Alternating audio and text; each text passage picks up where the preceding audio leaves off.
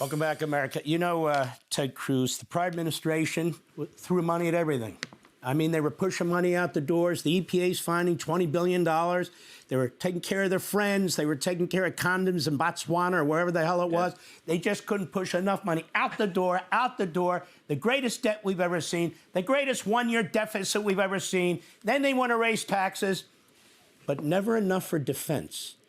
Never enough for the military, which to me is certainly one of the primary reasons we have a federal government. I have a piece in front of me.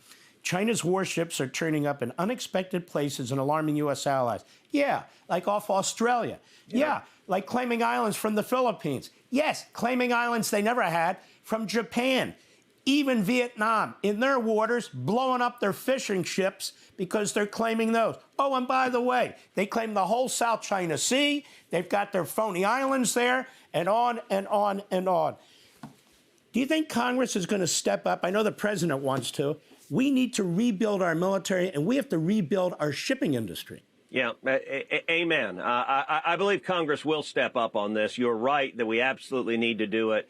With respect to China, I think China poses the single greatest geopolitical threat to the United States for the next 100 years. And by the way, I was saying that when I first got elected 13 years ago. And Mark, as you know, when I was saying that initially, that was a very lonely voice in the Senate.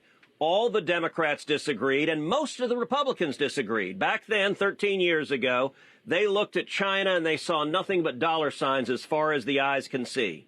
But the Chinese communists, they are murderous. They are murderers.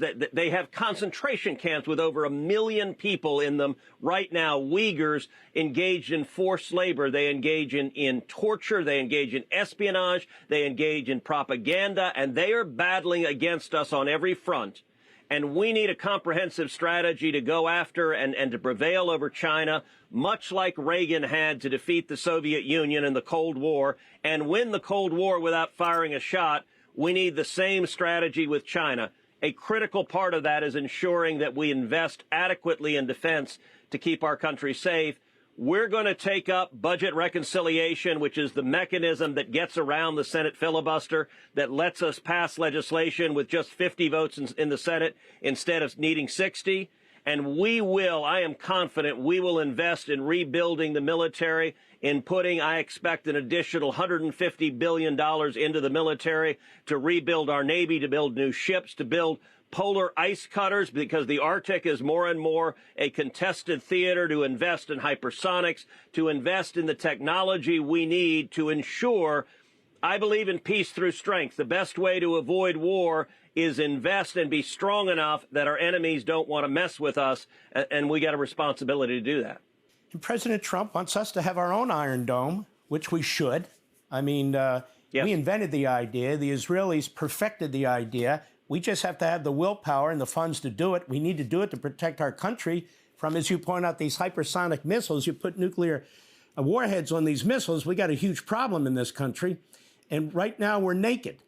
And I just don't see the urgency of the Democrats, the urgency of Biden before him. We talk about so many things that don't mean a damn thing. And yet our national security, our military, our defense posture is really, really hurting in this country. Now, let me ask you this. Jack King was on this program yesterday. He said, we are behind the communist Chinese on virtually everything except submarines. Except submarines. That is shocking. That is shocking. Does that sound to you, Ted Cruz, like a nation that wants peace? Or does it sound to you like a nation that wants to strangle us economically and say, now, what are you going to do about it? Yeah, look. China, absolutely. Their objective is global domination, global military domination, global economic domination. And from their perspective, they are fighting a 1,000-year war. And I got to say, the Democrats, Joe Biden and Kamala Harris, spent 4 years just engaging in appeasement to China and weakness. With Donald Trump, we once again have a commander-in-chief who is willing to be strong and stand up to our enemies. And our enemies are afraid of Trump. That is a good thing. You want your enemies afraid of the commander-in-chief.